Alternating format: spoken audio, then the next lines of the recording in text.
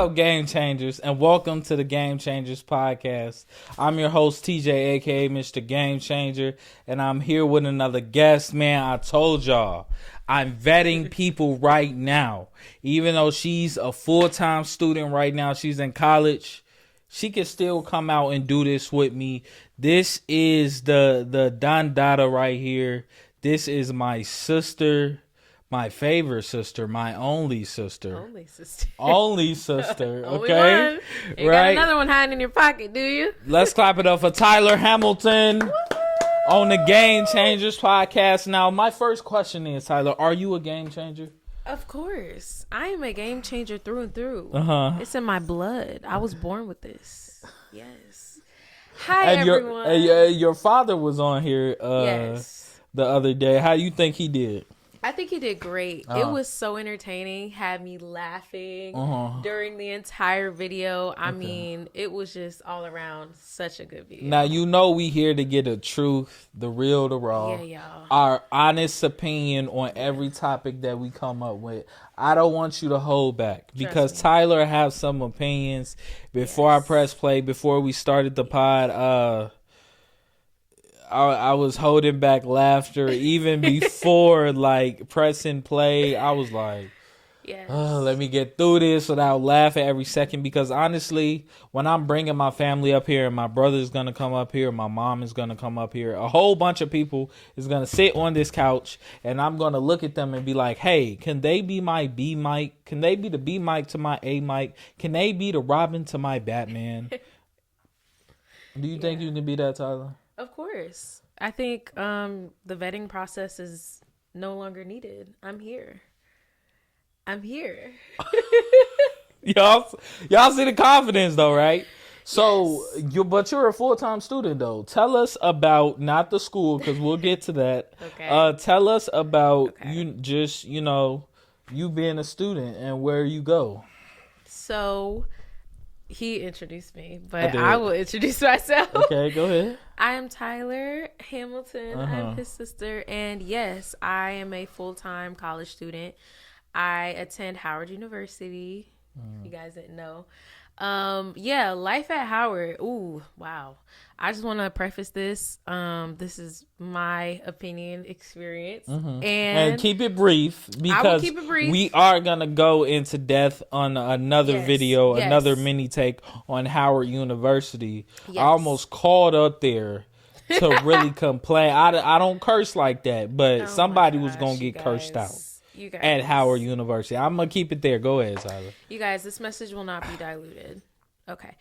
Now, life as a student there is really interesting. It's like a roller coaster. So as a freshman, you start off, it's really high. You know, you're on this high. You're excited to be there. You're at a HBCU.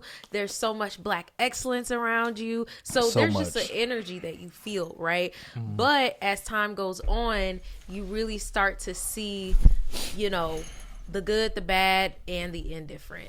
So, you know, it started off really good for me. And then over time, I have learned that oftentimes people will hype up HBCUs and they'll be like, oh my gosh, this is amazing. And they'll hype up the social life and the aspects of the school. I feel like that's portrayed on social media is very positive and good, but I feel like they don't show enough of the everyday struggles that a Howard student goes through.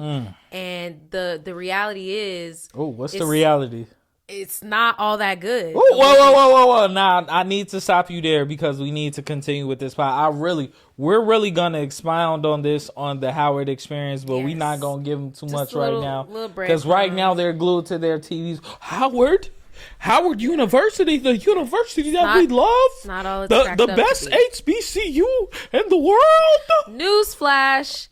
It's not all that cracked up to be. It's not all it's cracked up. Chill. But I'm telling you something. Talk about I'm telling you, this my twin for real. Twin flame. Like my brother, my twin, but this person right here, like we gonna have some good conversations today. But that's so. Let me start off with sports. Let's get this out the way because she's not super sportsy. I like sports. You do. What's the last game you saw? I can dibble in. What's the last game you saw? The last game. Ooh, it was a football game. It was last weekend. I remember at the end of the game, the one team was leading, and then the football player caught an interception and won the game at the last second. At least she know what an interception is. Do you remember the names? No. Okay. I don't. Now I got my Lucky Charms on today. It's almost Christmas time. I'm gonna come in here in a couple weeks, couple pods, with some Christmas gear on, man. I'm gonna look real festive, even though ain't no snow on the ground. I'm really mad about that. Me too. Like we need to have a white Christmas, bro. I feel like it only snows here in the worst times. The worst time. It'll snow in like March. We'll get like an entire snowstorm. Yeah. And where were you at Christmas? Global warming.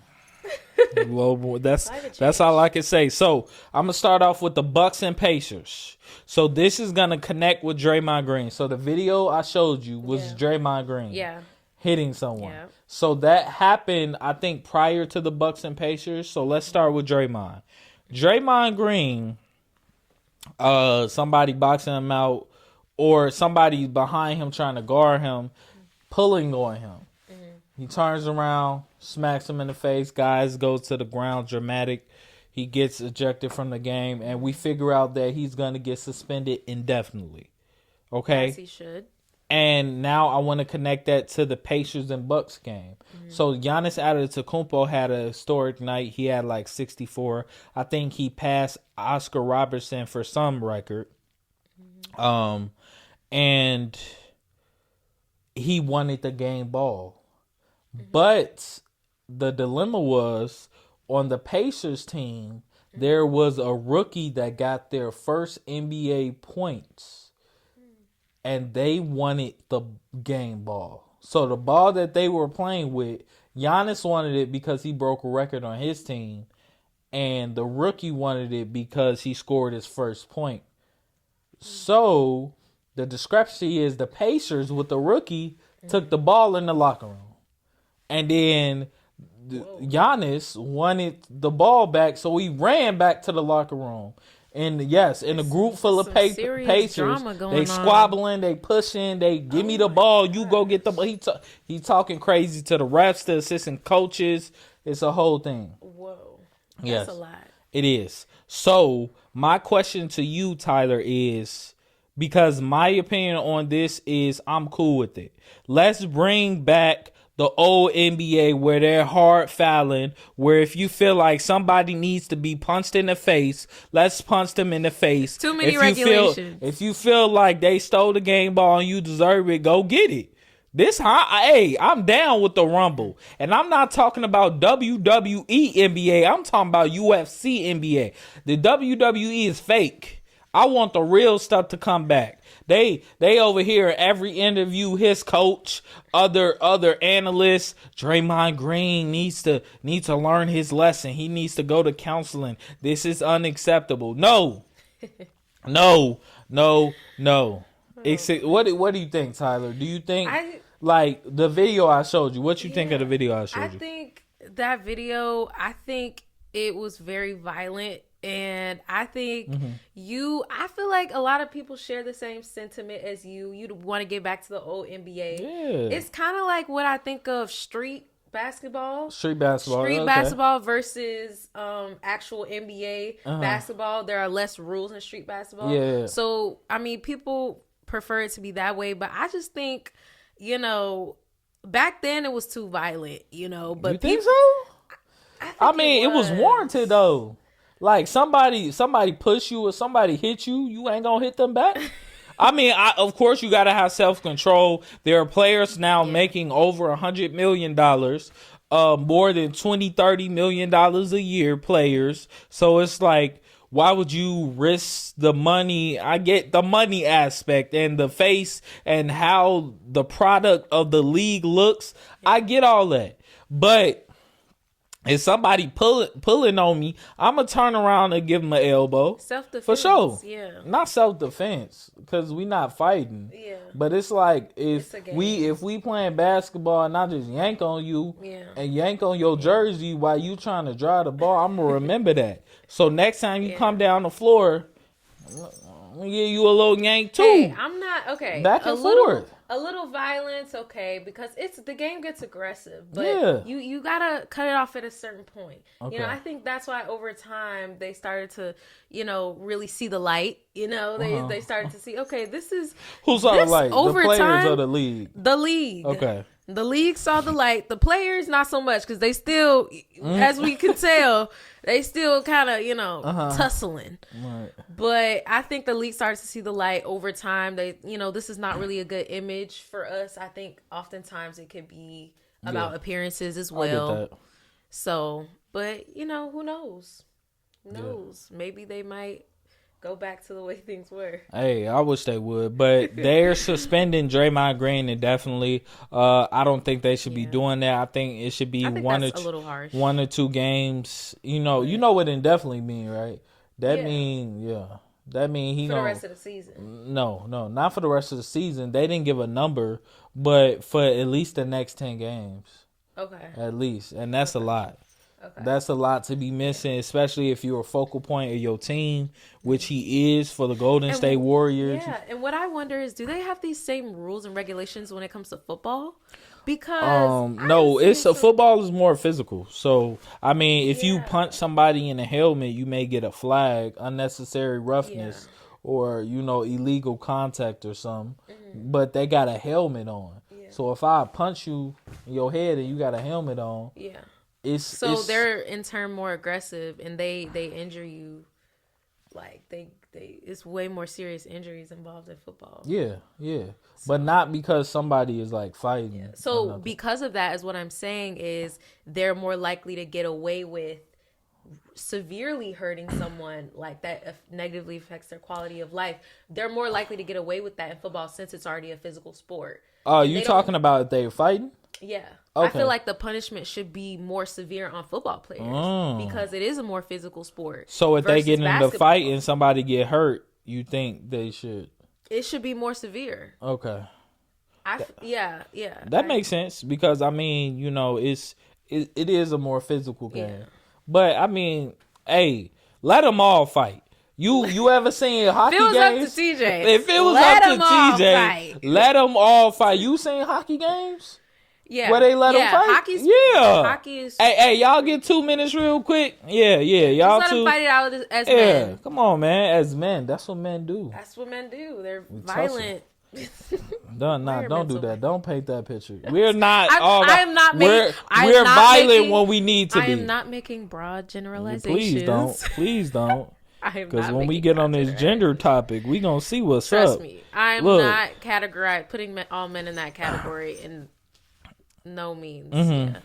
And I'm not trying to be politically correct when I say that. Okay, so we gonna switch it over to some entertainment because I do have my sister here, and it hasn't been that many sports. I mean, Las Vegas beat the Chargers by like 40-something points, and the Chargers fired their coach. I mean, I feel like they should never fired their coach, but I mean, it was a business decision. You got Justin Herbert. He got hurt. He out for the season. So it's like a scapegoat has to be there. Like you have to, they're 4-5. They wasn't even doing good when Justin Herbert was on the field. So it ain't really too much in sports. So we going to get to Jonathan Majors. Jonathan Majors is on trial right now for, I believe, assault or something like that. Assault. And we all, charges. It is? Misdemeanors, yeah. Okay. So we all seen the video. The video that came out. Did you see Skin Bone? He remade the video? No. You didn't, bruh. I want to show you this video. Like, it was like. This entire situation, y'all, is just. But you seen the video, right? Of which one? I showed you the video when they was running. So basically, Jonathan Majors, his girl was a little drunk. And he basically said, driver, take her home, but she wasn't having that. She was arguing. They was arguing about something, and he tried to put her in the car. She's hitting him, pushing him. He tries to walk away. She chases him. Now he starts running. And guess what she does? Guess what this white woman does? First of all, We don't even want to get into. Do we want to get into why he's with a foreign white woman? She had an accent when I heard. I don't like to subscribe to like the whole mainstream. Oh, white woman tears, but this entire situation was just blown. She's chasing him. She's chasing him because he wants to break up with her. But he's supposed to be in the wrong. They making him to be out in the wrong. His name was and now we just seen this whole video of her chasing him down the street, bro. If this was vice versa and he was chasing her down the street. Yeah, I think there's a bias there. Like if this happens on the other side, if this was a man doing this to a woman. Exactly. Or if this was vice versa. That's crazy. If he was chasing her, it would be a different situation. Come on now. We would be on here like, he's crazy. He needs to be in a mental hospital. He just chased this woman for 5 blocks. 5 blocks, y'all. That's an exaggeration, but I don't know how long Shorty was chasing him. I think the same grace that we extend to women, we should extend to men. Exactly. I'm sorry, but we should. And if his name was not Jonathan Majors, this entire situation would not be as big as it is, right? They are blowing this way out of proportion. This woman she's hurt. She clearly has some mental health issues, right? Because we saw the footage of him in the penthouse of he called 911. He called the police because he was worried about her. Y'all, this man, these charges, are they blowing it way out of proportion? He should not have any jail time for this. No jail time. It's just ridiculous. It really is. And it's like, what was my point? I just had a point. This lady, Jonathan, she is supposed to be his Coretta King.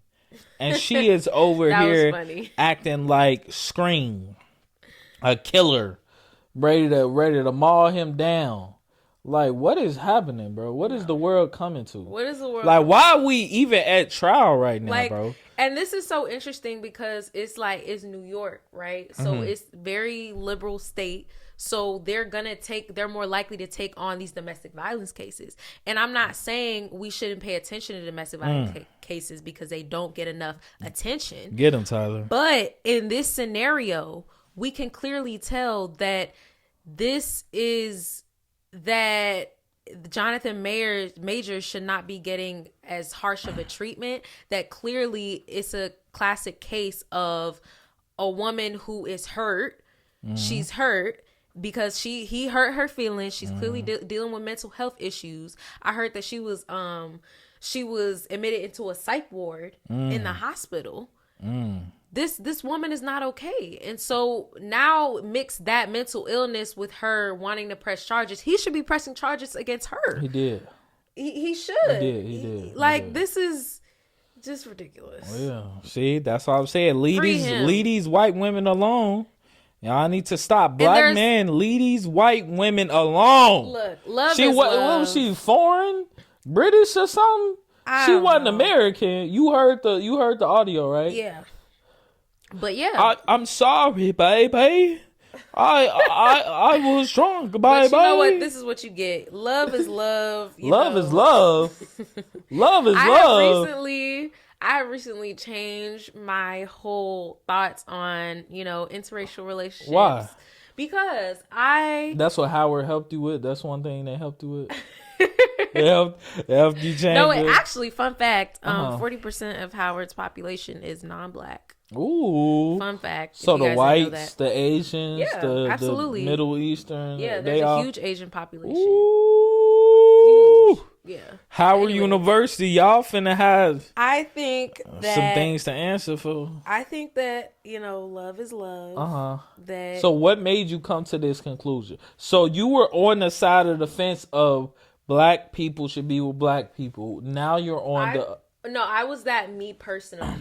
Okay. I stopped saying that everyone else should do that. I mean, I love black love. I stopped saying that everyone else should do that because it's a lot of factors, right? It's a lot of factors that play into women just not Black women not feeling like they have as many options within their race, depending on where you grow up, who you're around. Mm-hmm. And so I say that, you know, I'm a Christian first. So I say that's eventually what the conclusion I came to is that, you know, whoever God has for you is who he has for you. And I had to get out of my rigid mindset when it came to, oh, like, this is just, I'm just gonna, or you just have to marry black. Why aren't you? It confused me. But as I got older, I matured and realized that I can't place that onto others. And sometimes women are forced to, and they can't, you can't put yourself in a box. I always say, never let society put you in a box and say that this is who you have to marry. This is, you know, what you have to think. Wait. But they not telling you have to do this. It's just something that, looking at statistics over time, like, the black community needs to stay together, and for that to happen, shout out to Dr. Umar. I think black Dr. Umar is extreme, stay, and we need to stop listening to him. Has to stay together. I think he has extreme points, but I don't think himself is extreme. A broken clock is right twice a day. But you calling him a broken clock? He's right more than twice. His views He's right more than twice a day, though. Okay. It was a figure of speech. Yeah, you're absolutely right. Yeah. But I think we need to stop listening to Dr. Umar because he's too extreme. I've told you this before, we need to condemn all forms of extremism. When you start talking in extremes, it just becomes, the conversation becomes unproductive. It becomes, because realistically, but what if I'm talking in extremes what Dr. Umar to get my point across? Asserts is not realistic in terms of black women's prospects. Like what? Give me an example. Prospects in terms of black women staying with black men, their prospects, right? Black women feel like, why do I have to be confined to this one race? And sometimes when they just zone in on black men, they're disappointed. They're all of these things. I'm just saying this is what. So let's stay there then. Let's focus on that. Yeah. No, I'm not saying you stay on that topic. I'm saying let's stay there and let's see why black women are disappointed with men. With black men. Let's discuss the why. Let's get to the underpinnings of this issue. Because if it's like you look at this and you be like, bro, this is a problem. I don't want to deal with this problem. I'm gonna just go out my race because that's easier. I feel like that's the easy way out. I think a lot of it too is women putting unrealistic expectations on men and being too superficial, materialistic. My man has to make $500,000. Bro, I hate the video. You know, I don't like to use hate. I really don't like the videos. I strongly dislike it because it's just such a outward way of looking at things. By just looking at the outside and material, what this man can provide for you financially, it doesn't take into account the true makings of longevity in a relationship. Money is not going to sustain a relationship. That's true. We all know this. Yeah. We all know this. And so I just say to people, you know. But what do you say to the women that says, I make my own money and I'm on a certain level and I want a man to be on the same level as me? So if I'm making $500,000 a year, I want a man that's making $500,000 a year. Well, in that case, I don't want no bus driver. I don't want no teacher. That's your preference, right? And in that case, I would say you might be missing the blessing that God has for you. That's all I'm saying. Y'all heard her? That there, ladies, you're missing your blessing. Don't misconstrue this. I know what people you do. Said it. Saying, they're missing their blessing. That's what you said. Yes, but also what I do want to say behind that is, I'm not saying you should settle. That's not what I'm saying. I'm not saying you should settle and you should be with a person that's not motivated and they're not doing anything with their lives, and that's not what I'm saying. But what I'm saying is you may be missing the blessing. You don't know what that person, who that person is going to evolve to be. And also I believe that you should grow in a relationship. And in terms of going back to what you said, that's where that patience come in. The $500K a year, in that case, you're definitely going to be looking outside of your race as a black woman. We see this in the evidence. They don't want to hear that though. We see this in the evidence. You're going to be more likely to find someone who, you're not going to find a black man on average making that much a year. That's not going to be common. That's where you see black women dating outside of their race, is because he's making $500K. You're going to see anyone who's not black, Asian, white, you're going to be dating outside of your race then. Okay, so if you're taking that into account, if you're more open, then okay, you're gonna, that's what you're gonna get, you know. That's what you're gonna get. I don't want to hear that though, because it's like, it's a certain statistic, like it's a video going on out there where it asks a woman all these things like, hey, what age do you want to date? How much do you want him to make? How tall do you want him to be? And they'll get their criterias, and guess what the percentages be? They be 400,000. I want him 6'6". I want him 20-something. And then the percentage be, well, that man that's out there, that black man that's out there, or that man that's out there for you, that's less than 1% of those men that you just described that you want.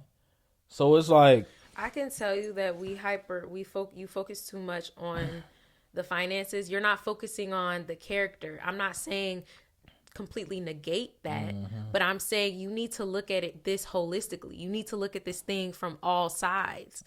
And you're not going to be successful if you're just looking at the money.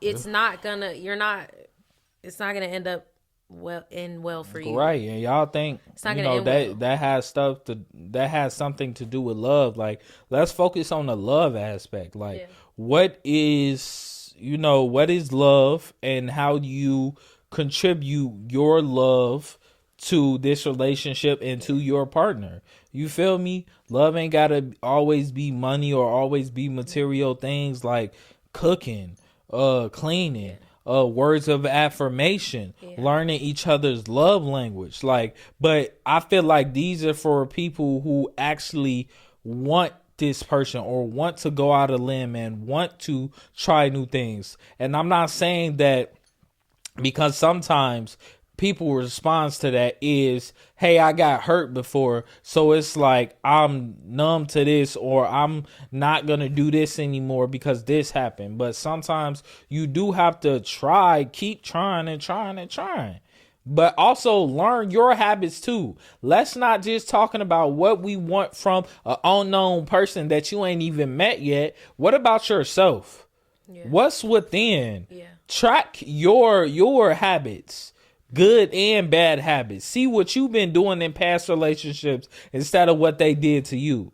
Like, that counts a lot too. And I think thinking about love, not to get spiritual here, but I think that God shows us how to love. Jesus showed us how to love. Preach to her, Tyler. Look, we got another preacher just like her did. I'm just saying. God has to be the center of all your relationships, romantic or not. I think friendships as well. Like, God teaches us how to love our friends, your significant other. If you don't know that first, then everything else is gonna fall apart. And I definitely agree with the friend aspect, is because, like, I lost 2 best friends. Not lost like they died, but like people, and you know who I'm talking about. We ain't gotta say their names, but 2 people that I really consider are my best friend, and it's like just things went left, and I felt like things could have been communicated, reconciled. But now that I think about you just bringing that up, was our relationship centered around God? Like, did we talk about God? Did we talk about spirituality? Like, we said we pray for each other all the time. Like, I'm praying for you, this, that, and the third. But is that being sent, like, just saying we praying for each other, is that being centered around God? No, not really. No. So it's like, now that I think about old relationships, whether they was just friendships or like girlfriend boyfriend relationships, it's just like, yo, the relationship I'm in right now, that's all I'm trying to get to that point. Like, I feel like our relationship is definitely centered around God, and it's growing. Like, we're actively trying to grow it. We came to understand that we both believe in God, Jesus Christ, our Lord and Savior, and He should be centered around this relationship. We just have to grow in different aspects around that, whether it's like just getting closer to Him and getting closer together, like through Him. You get what I'm saying? Yeah, and I think oftentimes, we get caught up in the world. The world says that your man is supposed to make this much and all of these things, but if you really consult God and get more in the word, you'll realize, oh, maybe I shouldn't try to fit into society and what the mainstream thought process is around relationships. If it's centered around God, then everything else is gonna eventually end up working out. So you do agree that Jonathan Majors is innocent? Look, we just like forgot about the whole Jonathan Majors thing. Yeah, because that's how we started this. Yeah. So you think he innocent? I don't think anyone's innocent. I think we ain't gotta do deep everything. Do you think he innocent or not? No, because you're painting this to be it's not always black and white. I think he's innocent. Yeah, the charges. We're talking about the charges. He was charged with assault. Yeah, right? I think.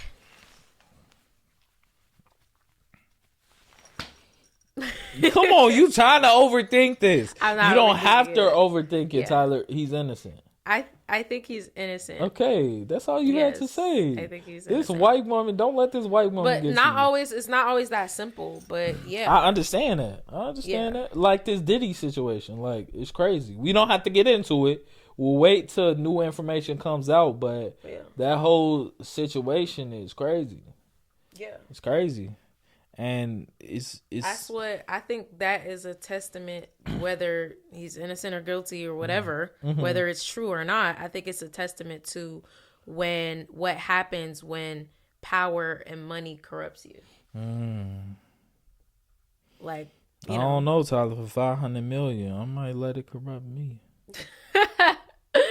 500 million, I might. Nah, let me. I was gonna say something crazy. Oh my gosh! Say it. No. Tell the people. No, I ain't gonna tell them nothing. I don't co-sign with Diddy. I was just finna make a joke, but that was not gonna be a joke. Okay, so Jonathan Majors, we got over that. We agreed that he's innocent and the white woman is crazy, right? Yes. Okay. Yeah. Yeah, don't me. We just both said this white woman is crazy. Well, I think she is crazy. Yeah. But I think it's important not to paint over her issues and what she struggles with. Oh, okay, yeah. Mental health. I got you. Yes, and I think when mental health is the cause, oftentimes she's just crazy. Well, yeah, she's crazy, but this is a serious issue. Yeah, like why is she like? Yeah. What's going on? Right, like what's really going? I think we should also not only just say she's crazy, but also be concerned and say, okay, this is actually really concerning. That this is happening to our black men. Yeah. Extremely concerning. Extremely concerning. But yeah, he's innocent. I'm standing on that.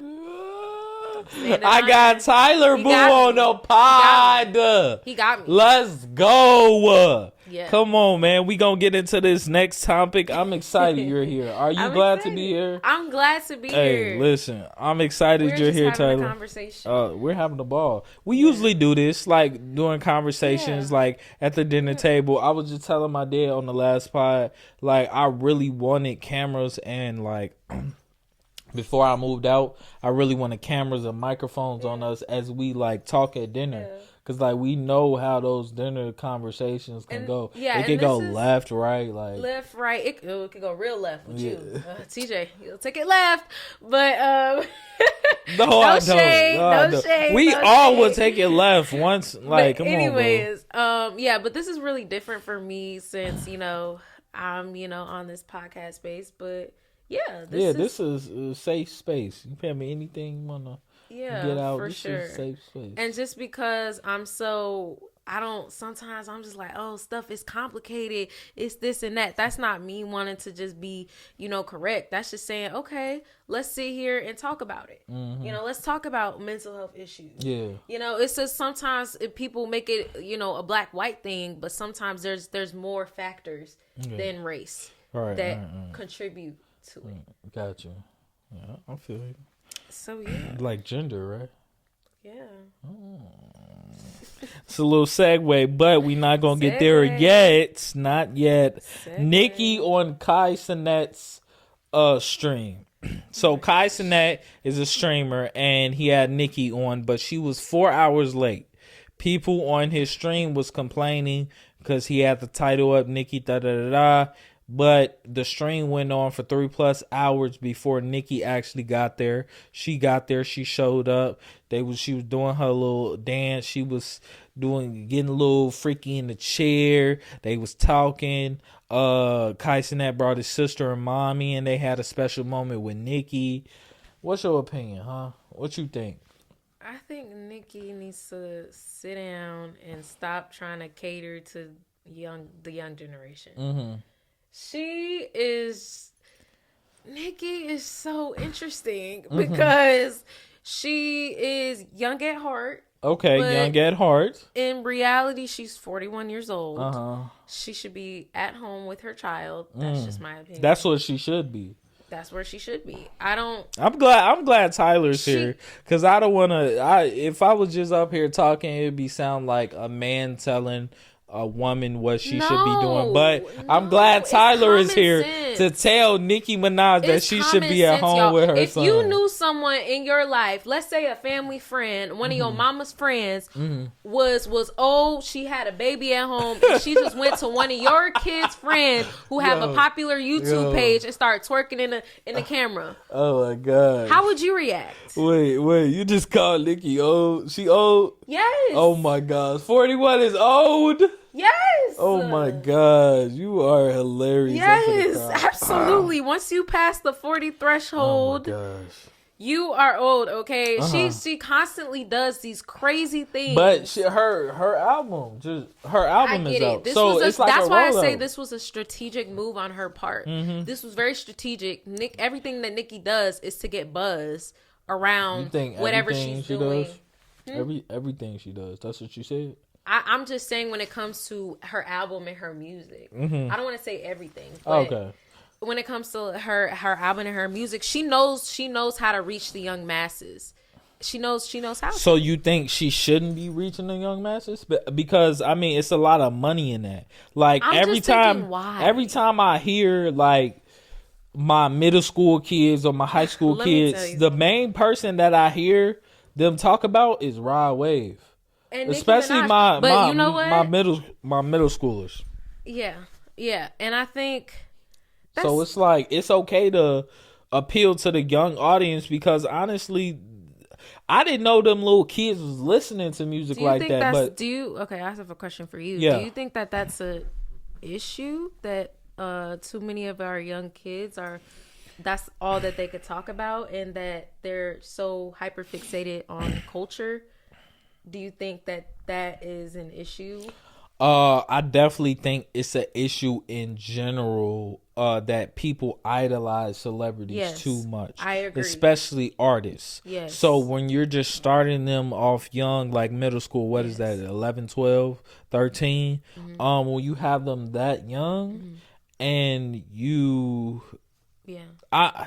I'm not saying that they're purposely putting their music out to get the little kids to be like, oh, I want to listen to this, or oh, I want to do this. I don't think they're marketing that on purpose, but the people around them are. The people who like the labels and stuff, they're definitely marketing to little kids. So I would, if I would have to blame anyone, I would blame the labels. But the actual artists, like I believe a lot of artists, they just want to make music. I don't think they want 11, 12-year-olds to be rocking out to But every song they got, maybe some songs, but maybe not the explicit songs, because these are grown people talking about their grown problems. So I did drugs, I did this, I like it's adult content. It's a problem on the parents' part as well. The parents have a role to play in that as well. I mean, are you going to say no to your 10, 11-year-old that they can't have a smartphone? That's what you going to say? No. What I'm saying is you need to control the content that your child takes in. You should know what your child is listening to and how this is influencing them. Because go ahead. I think that too many times these young kids, they're hyper fixated on culture, what's going on social media, that they sort of live on their phones, and they don't really engage in, I guess you could say, intellectual conversation enough. And all they want to do is talk about culture and talk about, the latest song. I think there needs to be a balance as well. But I think when kids are growing up in that environment, that's it's sort of like a distraction. Right? Like, even like our phones, like if you think about it, it's a form of escapism. It's almost a distraction from the real societal issues. And the real issue is that's taking them away from, maybe studying or maybe education, maybe, really investing in themselves, their future, and not just wasting time, I don't want to say talking about things that aren't important, because we all love entertainment, but right, I get what you're saying. Like, they be on their phones, they consuming it a lot, and it really takes over a lot. Like, their attention span. Forget like idolizing culture. Like, their attention span is going to pieces, bro. Because it's like, me personally, when I was in college, like, I couldn't sit for hours and listen to somebody talk. A very weak generation, almost. Weak, yes, I agree. Weak mentally, because I was doing an activity. Where's the mental fortitude? Yeah, I was doing an activity with one of my students, right?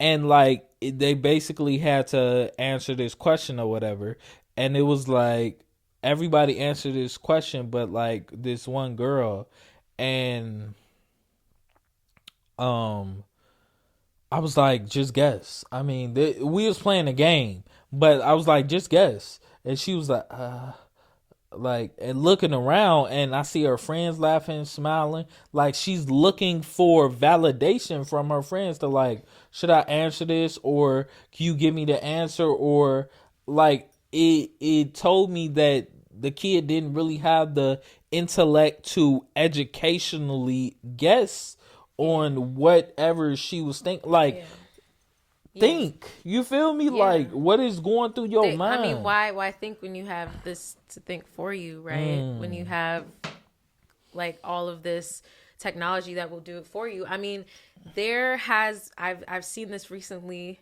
like in other videos and online. There has been an increase in artificial intelligence and technology, yet society is getting less smart. We're getting dumber. Yet we have more technology, and we have, in other respects, what the previous generations didn't have.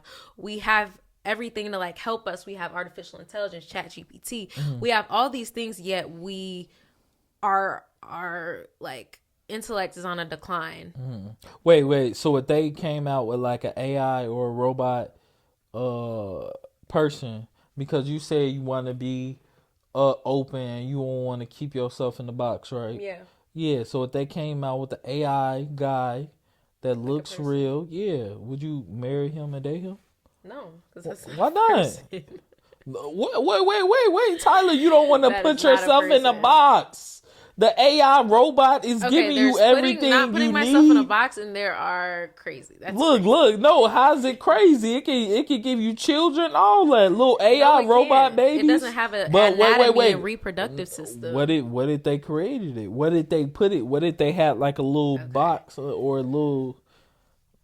You're talking about making humans or AI humans. AI. Yeah. I think it'll come out half AI, half human. What, Tyler? We don't want to limit you. Let me just say this: AI husband. Come on, Tyler. Right. Let me just say this: I think that technology is advancing in ways in which we don't know. We don't even know the future implications of how fast and rapidly it's progressing and advancing. So we don't even know like the negative effects of this.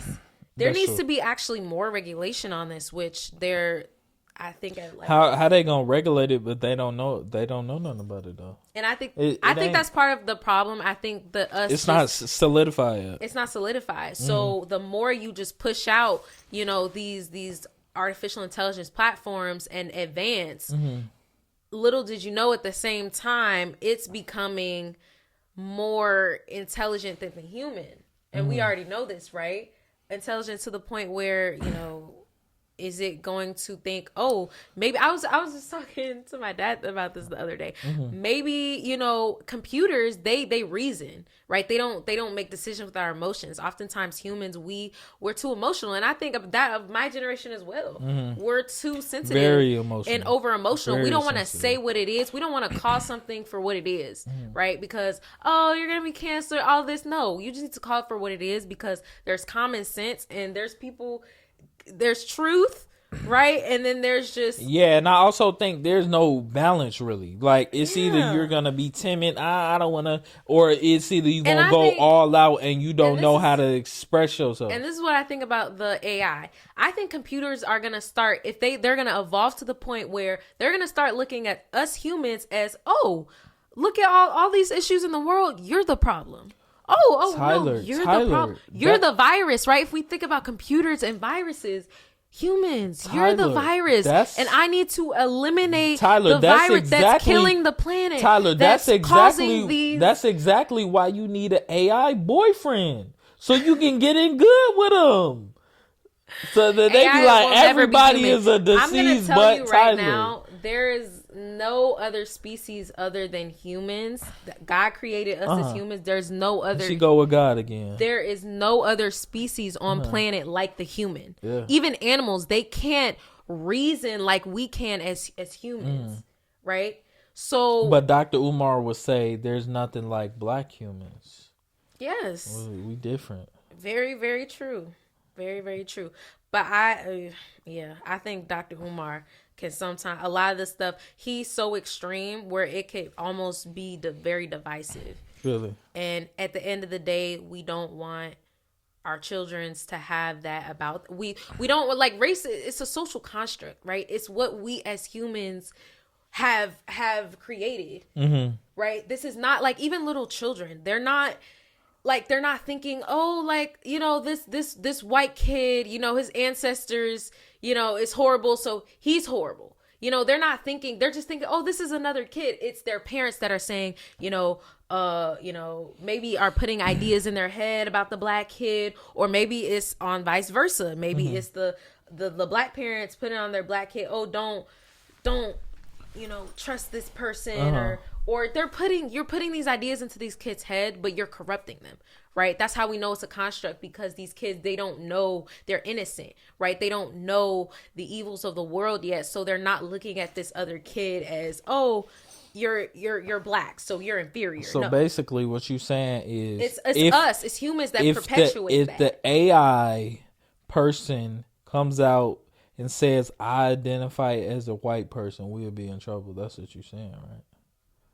Oh, I think we have to think about, did that AI come to that conclusion in itself, or did us as humans program it to be that? To think I don't think I want to see an AI KKK member. I don't, because they don't have emotion. They don't even. I've done this. So wait. It out. Let me prove it to you. I tested it out with ChatGPT. I've asked ChatGPT questions about race, about whatever you want, emotion, and they will not give you a biased answer. They will give you an objective answer and say, "Well, here's a historical analysis. Here's data and evidence.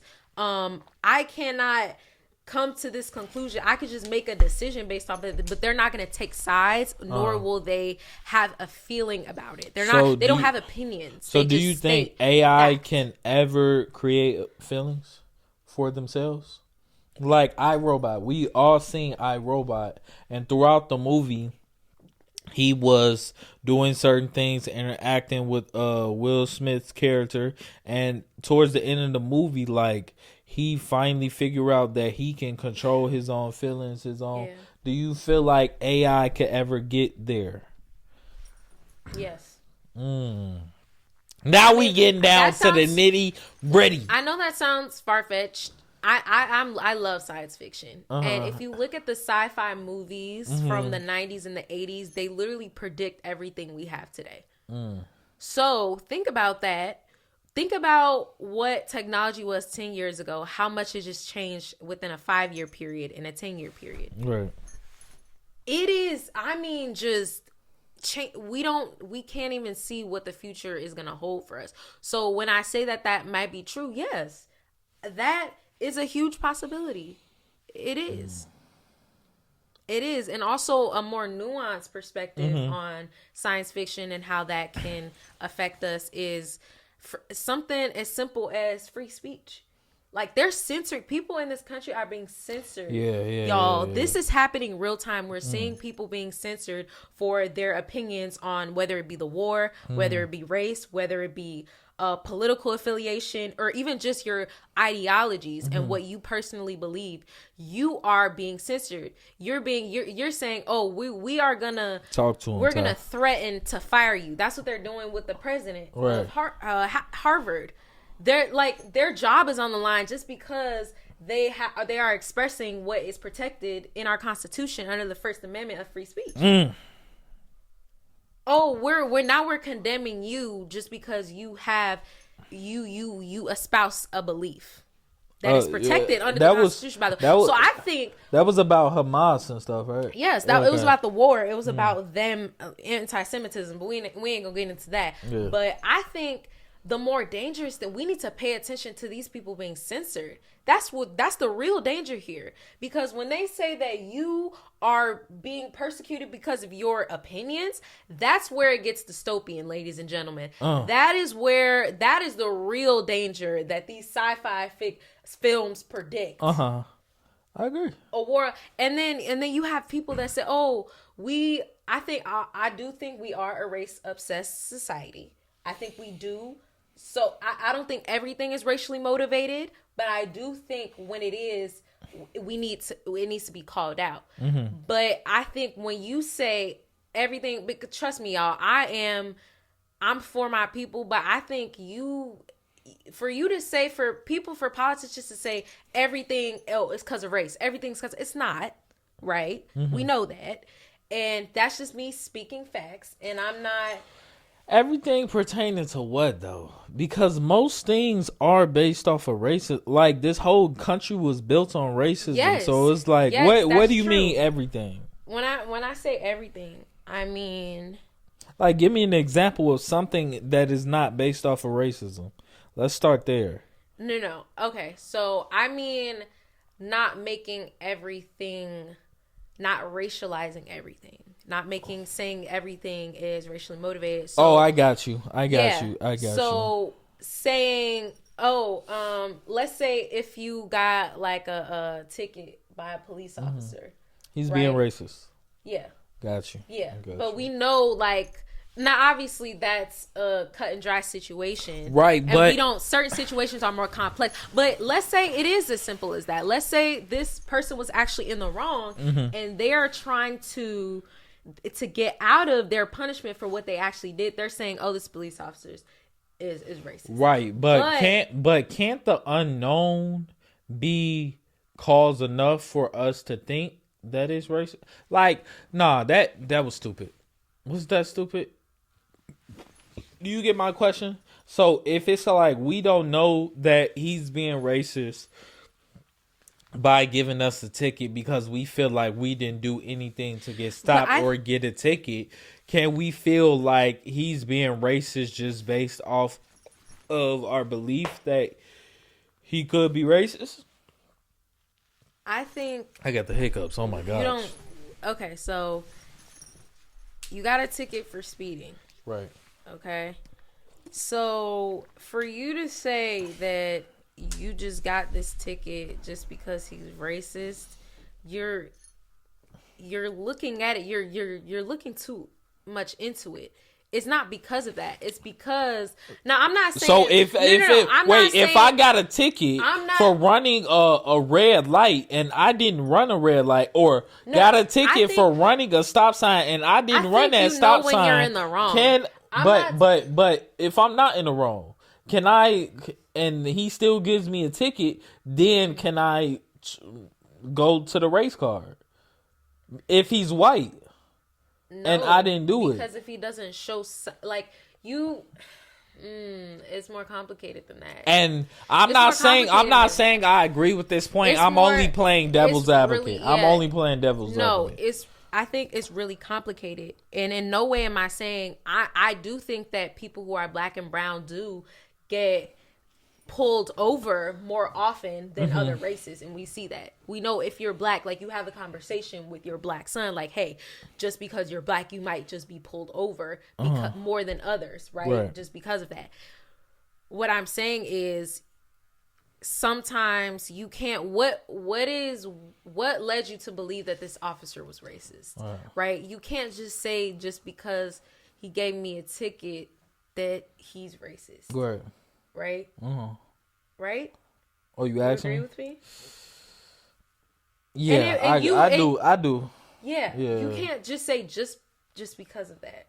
So I think there are other, and I think sometimes when you focus too much on race, I think you should incorporate race, but also incorporate all of the other important aspects when it comes to like police brutality or when it comes to just different situations in like our education system and our healthcare system. And I feel like we're getting pretty deep.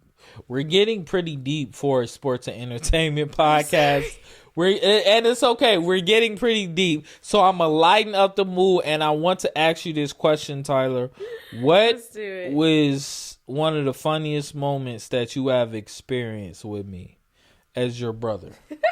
What is one of the funniest moments? Oh, wow. There's a lot. There is a lot. You guys, there was, I think one time you do this often.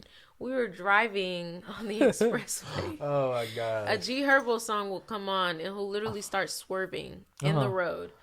And I did that? Yes. You'll start swerving between lanes and start, like, doing some crazy stuff with the car. When G Herbo come on. Yes. That's because I'm... That, and also, when there's potholes around, he'll literally jerk the car. And we'll literally, like, jerk the car. What you mean I'm trying not to hit the potholes? No, but when she only said that because she hit her head one time and was crying. And I'm like, Tyler, I wasn't crying. Now you gonna lie? Now you gonna lie because we on the camera? I was crying, okay? Yes, she was. Look, she just tried to get away with that lie. Tyler, bro, especially in Harvey, any of my Chicagoans that drive through Harvey, it's potholes like crazy in Harvey, bro. And I'm not talking about the... Never mind. I'm not talking. But anyway, on the expressway, he will, if he like a song and he feeling it, he gonna start jerking the car. No, I'm not, bro. No, I'm not. He would. No, I'm not jerking the car. I mean, moving back and forth and laughing, doing some crazy stuff. You know they call me T Swervo, right?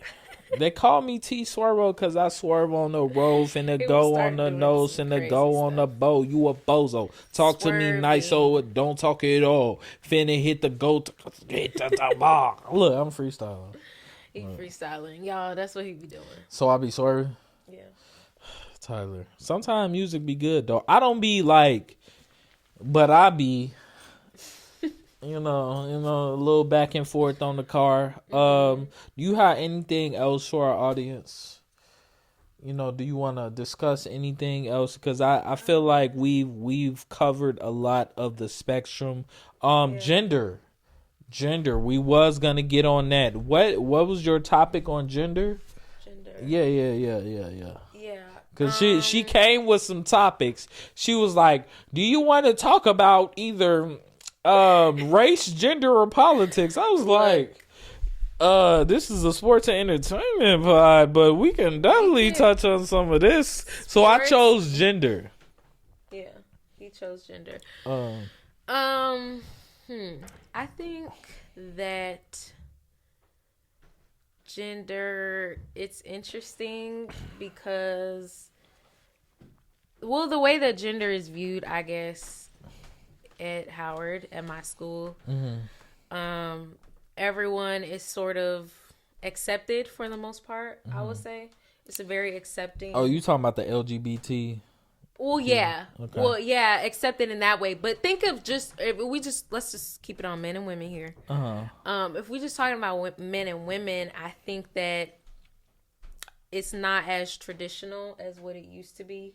Like traditional male roles and female roles. And basically she's trying to tell women to just go back to what you cook, clean, cook. I'm just me and my friends. Come on, how many of y'all out there know how to cook? Cook a decent meal for your man. Not even for your man, for yourself. I will say this. Forget the Chick-fil-A, forget the McDonald's, forget the In-N-Out, wherever y'all be at. Tyler, there is nothing wrong. Talk to him. Look, there's nothing wrong with wanting to do that. There's nothing wrong with wanting to be a stay-at-home mom. There's nothing wrong with wanting to pursue your career. No, I ain't saying that. Right. Yeah, there's nothing just wrong learn with how to cook. Of that.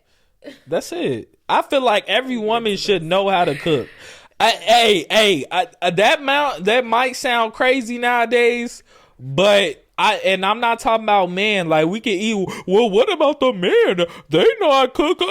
We're not talking about that. At least that's not what I'm talking about. I'm specifically on women. Every woman should know how to cook. Yeah. Do you agree with me? Yeah, I think it's good. You said to know. You ain't even say that with the confidence. Yeah. Look, yes. Yeah. Okay. Yes. I'm not trying to force you into. Give your own honest opinion. Do you feel like all women should know how to cook? Yes or no? Yes. Okay. I feel like women should know how to cook, but also it's good to know that, right? For, your relationship. But I also feel like men should know how to cook.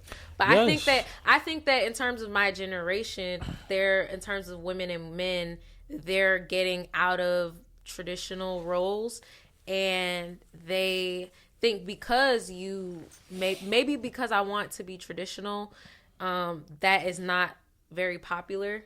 That's like in the minority of opinion.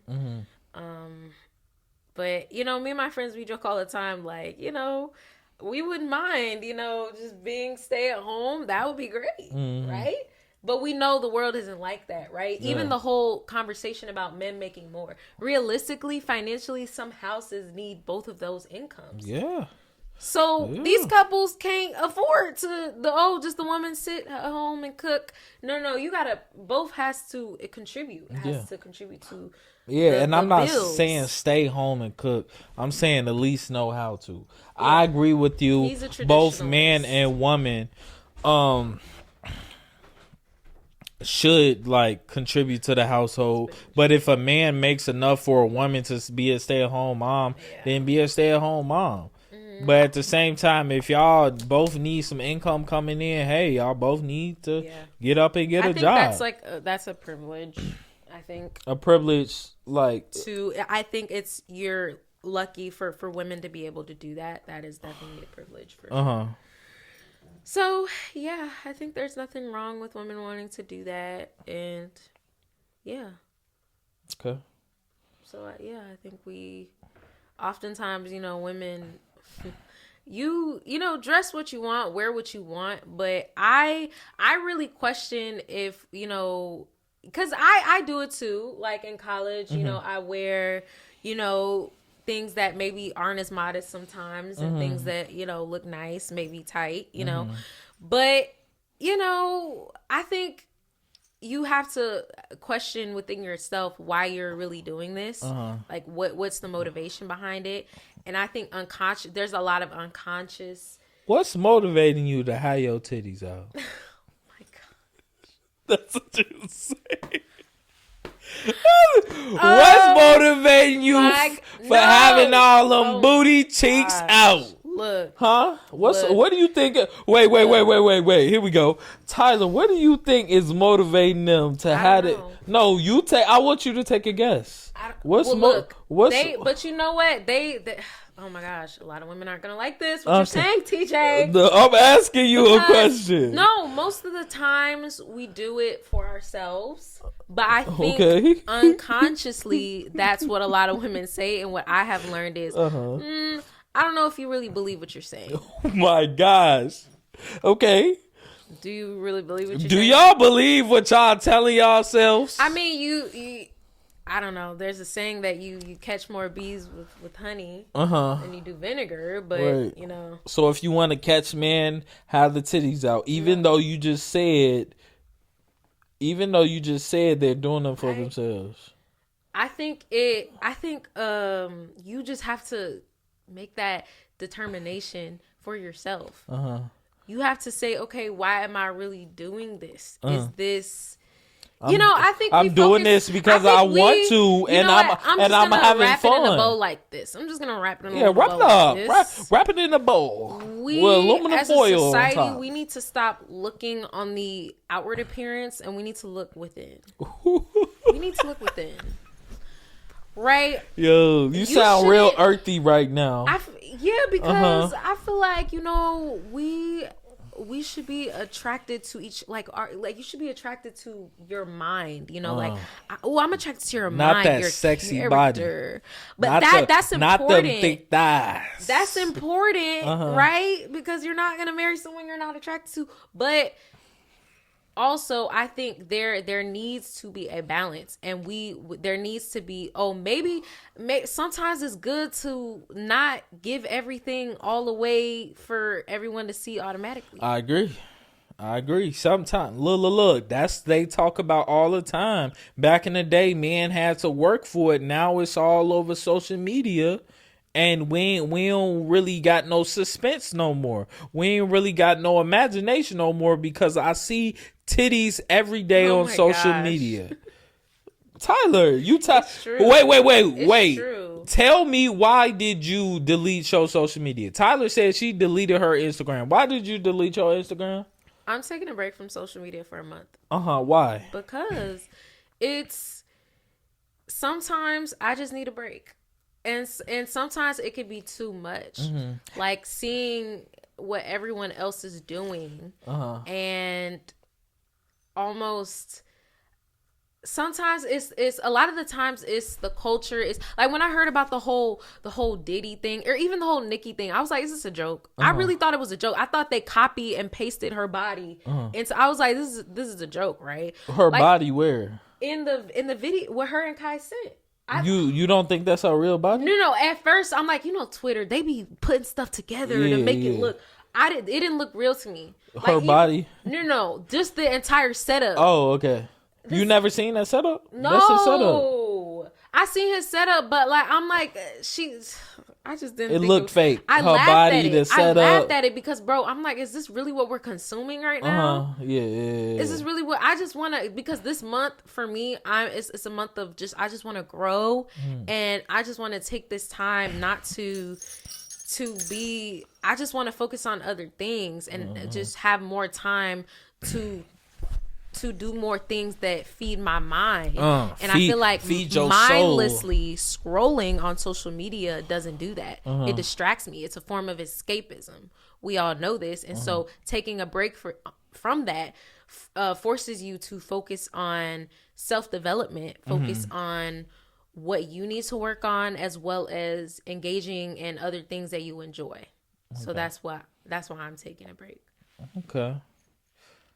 Yeah, I'm not taking a break from social media, but I think I should. I'm tired of seeing negativity. It's negative. Tired of seeing the nakedness. The negativity and the nakedness is crazy. And before you say, well, TJ, your algorithm, is that your algorithm? It shows you what you want. No. I'm just gonna say I'm pretty sure most 95% of the people see some type of nudity on a timeline a day. And I think algorithms can whether it's Twitter, Instagram, Facebook, they all on there. Algorithms can be really dangerous because it caters to someone's worldview. So if someone is misogynist and they intake all of this misogynist influencers and all of this content, that reinforces their own issue. So I think sometimes we play into the algorithm can be dangerous in that way because it doesn't challenge you. Social media, it doesn't challenge you about your worldview. It doesn't challenge you to be better, push you to be better.